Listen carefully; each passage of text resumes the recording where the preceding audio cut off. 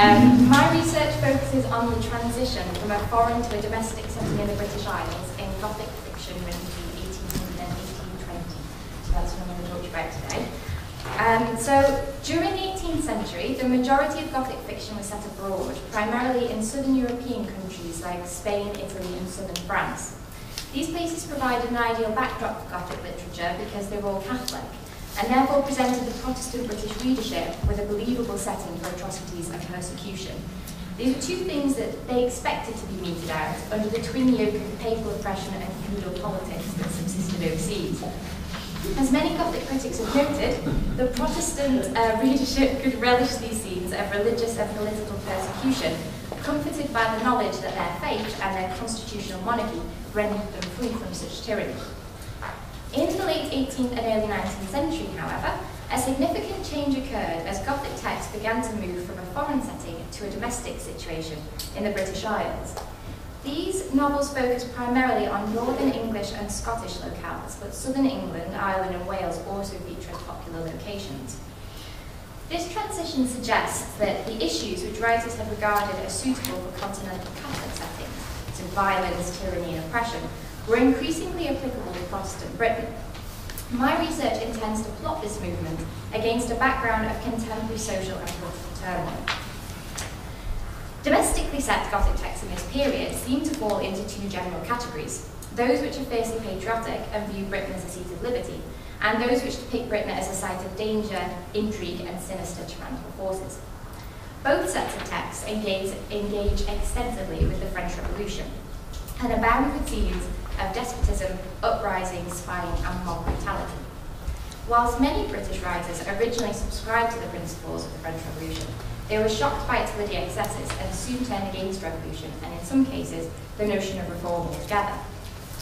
In this period of increasing Francophobia, a series of Gothic novels arose with British settings and strong patriotic overtones. The Revolution had made a continental location unpalatable and unmarketable for the British readership, so these texts were set closer to home and depicted the British heroes overcoming insidious foreign invaders. They demonstrate a clear British nationalistic agenda, praising the court and legal systems, the people's rationality and the respect for the law in contrast to the French. Even Mary Wollstonecraft, who spoke out originally in French of the French Revolution, distinguished British women from their French counterparts, who she said were prone to sexual license, rumour-mongering, overblown displays of sensibility, and ostentatious decadence.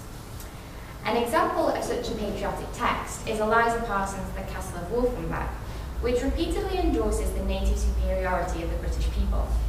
Writing as the tide of popular opinion began to turn against the French, she reveals both her attraction to them in her hero de Bouville and her repulsion for their excesses, represented by the odious Mademoiselle de Fontay, all the while encouraging an awakening of national pride in her readers. Around the same time that these patriotic texts were being published, however, there were also a set of Gothic novels written which presented an opposite view of Britain. These texts engage with the domestic political consequences of the French Revolution and depict the counter-revolutionary reactionary politics of William Pitt's government.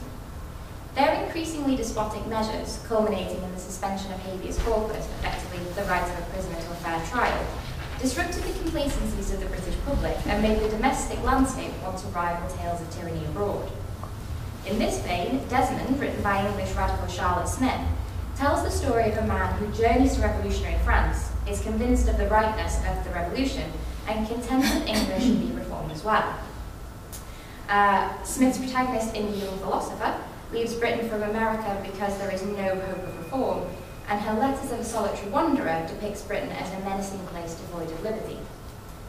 The work of Gothic pioneer Anne Radcliffe can also be seen to engage with this shifting political landscape. Her last novel, The Italian, deals with plots, spies and false witnesses in a way quite unlike her other works. Its publication in the late 1790s suggests that it was engaging with the British government's attempt to suppress Jacobinism in Britain. Texts such as these demonstrate contemporary religious anxieties as well as political ones. Many Catholics, particularly a large number of the clergy, had fled France during the Revolution to escape persecution during its widespread de-Christianisation, and Britain offered them a refuge, thus uniting the two feuding factions in the face of the new greater foe, atheism. Protestant attitudes towards their new Catholic neighbours were mixed, but recent studies showed that Britain was much less anti-Catholic during this period than had previously been assumed. Pity and compassion in the face of their appalling treatment in France went a long way to reconciling past prejudices, which culminated in the Roman Catholic Relief Act in 1829. The other side to this, of course, is that those who still retained their animosity towards Roman Catholics felt threatened in their own country, especially once popular public and political opinion began to turn in favour of Catholic emancipation. They were a constant reminder of Britain's own bloody religious and political history, and their presence was a source of great anxiety to many British citizens. This fear manifests itself in the prevalence of monks, nuns, and Catholic paraphernalia that appears in many of the domestically set Gothic texts during this period. Whilst anti-Catholicism is nothing new in Gothic fiction, these depictions hold a special significance because they're set in Britain, a kingdom which prided itself on its Protestant values and celebrated its escape from the yoke of Catholic oppression. To conclude, while Southern Europe provided the background for Gothic fiction during the 18th century, as it drew to a close, the critical eye moved closer to home. My research aims to map out the shifting geography of Gothic fiction at the turn of the century from foreign to domestic settings, plotting it against the political and social landscape of the late 18th and early 19th century. And there's my hip patriotic skull.